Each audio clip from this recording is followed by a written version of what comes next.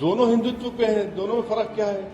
कोई फर्क नहीं दोनों में, दोनों आइडियोलॉजिकली एक ही हैं। दोनों की पैदाइश, इनको पैदा करने वाली अम्मा का नाम है आरएसएस।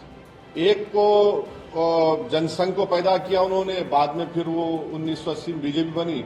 एक को उन्होंने 2012-13 में एक बड़ा इंस्टीट्यूट है, वहां पर लैब ग्रोन है ये हिंदुत्ववाद, वहां पर पैदा किया इसको। दिल्ली में जैसे जैसे चुनाव नजदीक आ रहे हैं वैसे वैसे राजनीति और तेज हो रही है। नेताओं के एक से बढ़कर एक बयान लोगों को हैरान कर रहे हैं। इसी कड़ी में अब ऑल इंडिया मजलिस इत्तेहादुल मुसलमीन के अध्यक्ष असदुद्दीन ओवैसी ने आम आदमी पार्टी और बीजेपी पर तगड़ा हमला बोला है। उन्होंने आम आदमी पार्टी की तुलना बीजेपी से करते हुए कहा कि बीजेपी और आप पार्टी वैचारिक रूप से एक है, दोनों राष्ट्रीय स्वयंसेवक संघ से जुड़ी हुई हैं। आरएसएस ने जनसंघ की स्थापना की और बाद में 1980 में बीजेपी का गठन किया। दूसरे का गठन 12-13 में हुआ। बता दें कि ओवैसी के इस बयान से राजनीति में अब और उबाल देखने को मिलेगा।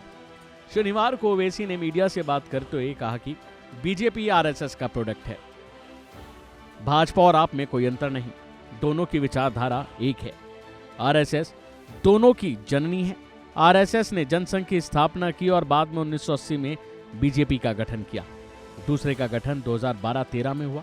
ये बहुत बड़ा संस्थान है, ये लैब में बना हिंदुत्व है। दिल्ली विधानसभा चुनाव 2025 से पहले आम आदमी पार्टी और बीजेपी और कांग्रेस के बीच घमासान तेज हो गया। तीनों पार्टियां एक दूसरे पर कई गंभीर आरोप लगा रही हैं।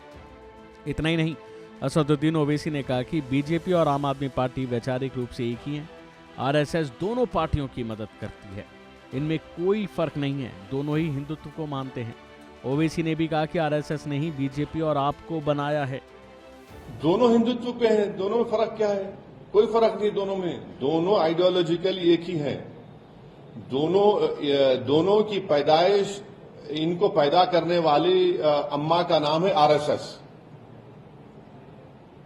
एक को जनसंघ को पैदा किया उन्होंने, बाद में फिर वो 1980 में बीजेपी बनी। एक को उन्होंने 2012-13 में एक बड़ा इंस्टीट्यूट है, वहां पर लैब ग्रोन है ये हिंदुत्ववाद, वहां पर पैदा किया इसको। तो वहीं दिल्ली चुनाव के लिए ओवैसी ने उतरने का ऐलान करते हुए कहा कि उनकी एआईएमआईएम राष्ट्रीय राजधानी में चुनाव लड़ेगी, लेकिन कितनी सीटों पर चुनाव लड़ेगी इसका फैसला पार्टी की दिल्ली इकाई के अध्यक्ष करेंगे। उन्होंने आरोप लगाया कि दिल्ली में मुसलमानों के इलाकों में कूड़ा फेंका जा रहा है। ओवैसी ने कहा कि आम आदमी पार्टी ये कहकर दिखावा करती है कि उसने स्कूल और अस्पताल बनाए, लेकिन विकास के दावे झूठे हैं। ये मुस्लिम इलाकों में देखा जा सकता है। तो वहीं बीते दिन ओवैसी ने पीएम मोदी द्वारा अजमेर दरगाह के लिए चादर भेजने पर भी तंज कसते हुए कहा कि चादर भेजने से कोई फायदा नहीं है। सरकार को मौजूदा मस्जिदों या दरगाहों पर अदालतों में दावे दायर होने से रोकने के लिए कदम उठाने चाहिए।